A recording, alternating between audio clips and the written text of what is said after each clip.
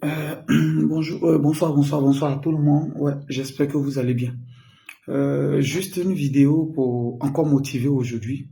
Je veux parler à quelqu'un, je veux dire, mon thème d'aujourd'hui va peut-être choquer quelqu'un, mais s'il te plaît, mets les émotions de côté, prends le temps d'écouter ce que je vais expliquer.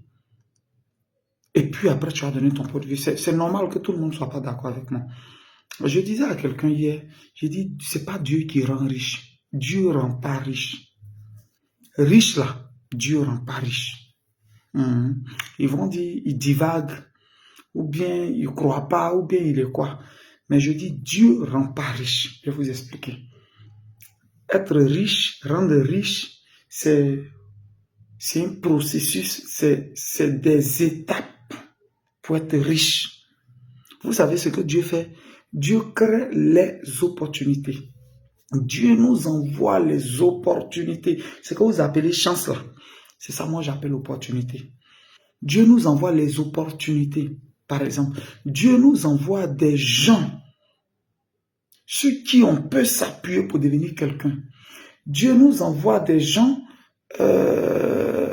par qui on peut passer pour être quelqu'un. Maintenant, comment par qui on peut passer là? Dieu passe plus avec toi. Il a déjà mis ça devant toi. Je vais vous donner un exemple. Je vais vous donner un exemple.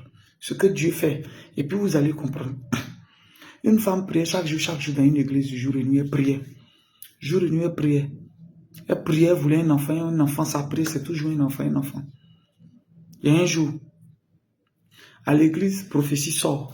On dit, madame, vous avez prié ça, il y a quelqu'un, votre enfant était là la fois dernière, vous l'avez chassé. Elle dit, comment? Maintenant, elle se souvient, c'est elle-même qui rend le témoignage. Il y a un monsieur qui est venu là, tout ça, qui a tapé à son portail, non, il veut juste de l'eau pour boire.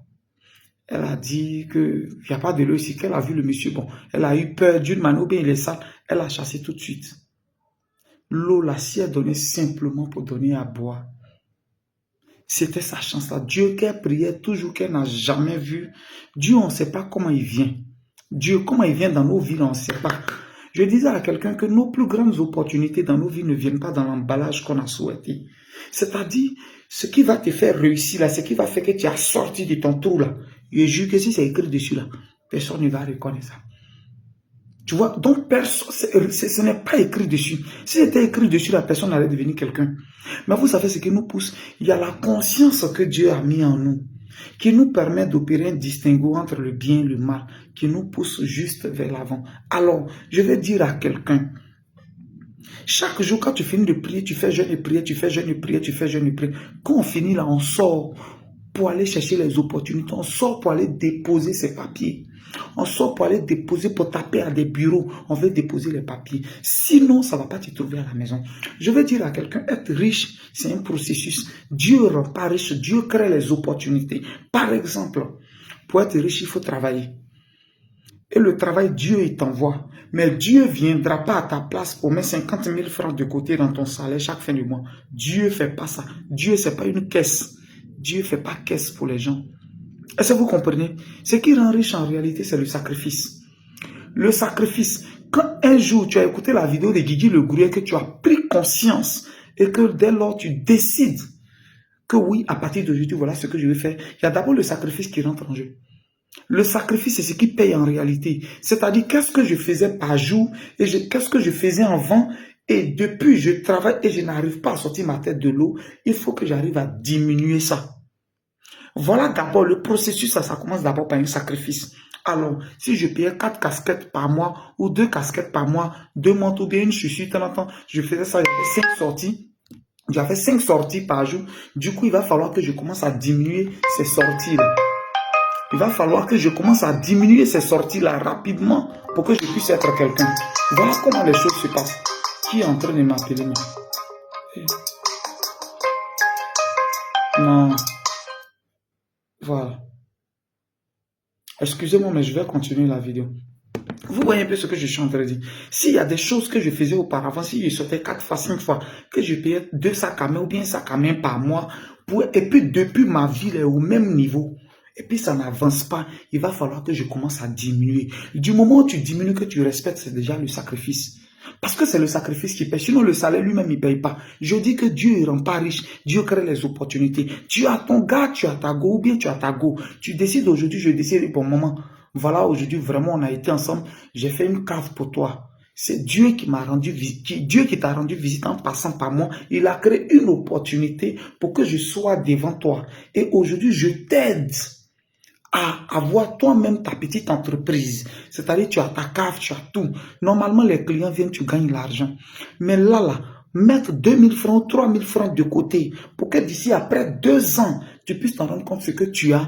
Non. Dès que tu gagnes, c'est toi qui changes les coiffures sur les coiffures. C'est-à-dire, toi, coiffure, fait pas 2 semaines sur ta tête. Non. Coiffure, fait pas 2 semaines sur ta tête. Non. Maintenant, quand tu finis, tu fermes ta cave. Souvent, même, il y a des clients, tu leur dis de partir. Parce que toi, tu as fermé ta cave. Parce qu'il y a un show où tu dois partir. Mais attends, tu vas devenir riche comment? Être riche, c'est un sacrifice qu'on fait.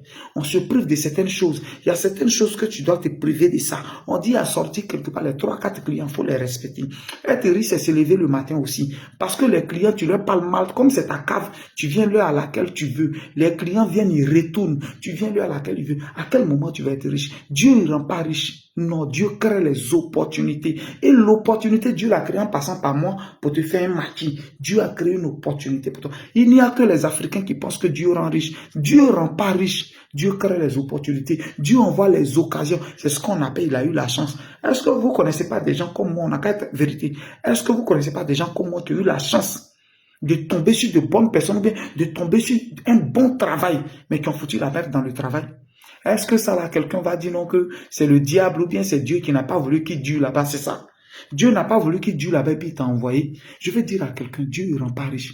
Dieu crée les opportunités. Et c'est à nous maintenant de faire le sacrifice. Parce que je le dis toujours, dans ton bonheur, tu as ta part de responsabilité. Et dans ton malheur, tu as ta part de responsabilité. Quelqu'un qui se lève et puis il est allé voler quelqu'un, il a volé, même si on dit c'est sort. Mais toi aussi, tu as volé, tu t'es levé avec tes pieds pour partir. Il y a ta part de responsabilité. Remarquez aujourd'hui ceux qui sont riches des gens. C'est vrai, il peut avoir des chances. Mais reconnaissez le travail des uns et des autres, le sacrifice des uns et des autres qu'ils ont aussi fait.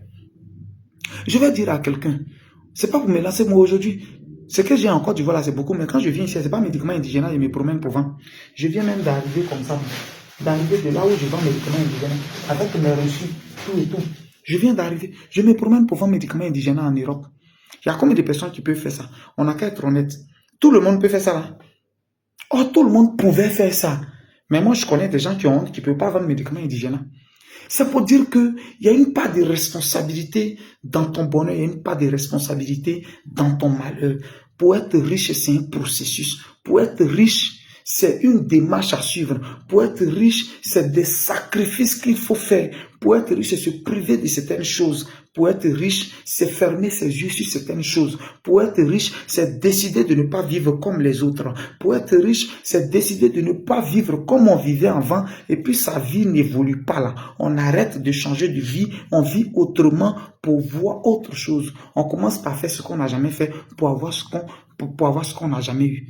Dieu rend pas riche, Dieu crée les opportunités. Dieu a permis que aujourd'hui tu sois à GGB multiservice, celui qui se promène là pour aider les gens, là, GGB qui fait les permis pour les gens, Dieu a permis que tu sois avec lui. Mais quand tu viens, c'est la merde que tu fous. C'est la merde que tu fous. C'est comme l'un de mes collaborateurs. Je suis assis, c'est pas parce qu'on est humble, qu'on dit les gens, on mange même à ces travailleurs, que tu vas me trouver avec des grands hommes d'affaires. On est assis, et puis tu viens, dès qu'il arrive là, si tu as bu ta bière, c'est ma faute. Il arrive là, envoie-moi une assiette, il vient me servir. Mais je suis assis, le grand type. Et puis je suis ton patron. Je suis ton patron, je suis assis, le grand type. Envoyez-moi assiette, il vient me servir. Envoyez-moi assiette. Pendant que tu ne payais pas maison. Tu ne payais plus maison désormais. La nourriture, tu es tout le temps avec moi. Quand je vais en mission, on va en mission. Tout le temps, on est tout le temps en mission. On a une semaine seulement pour revenir chez nous à Hermancourt. La nourriture, c'est moi qui assure tout. Tu ne payes pas maison. Je paye tout ça pour toi. Il dit, pour respecter ton patron, ça fait quoi? Mais c'est devant les gens, tu vas venir demander à c'est quand il s'est quitté là. Tous mes collaborateurs ont dit, mais c'est qui? Attends, lui, là, il va te jeter la honte un jour. C'est comme ça il est parti. Parce que ce n'était pas sa première fois. Dieu avait créé une opportunité pour toi. Maison qui est chère à toi, tu ne payes plus maison, tout. Et tu as un bon salaire. Tu ne payes pas maison, rien. Tu ne payes pas l'eau, tu ne payes pas courant. Et c'est pas là, tu allais profiter. Mais tu as envoyé ton mauvais comportement que tu as. Où on vient trouver son patron avec ses collaborateurs d'affaires. Et puis on vient dire, on met sa main dedans pour se servir. Et puis on se sert. La honte, quel comportement. Alors, ce que tu as en main, il faut attraper bien. Et puis commence par changer. Commence par changer. Commence par changer. Tu vas comprendre ce que je suis en train de te dire.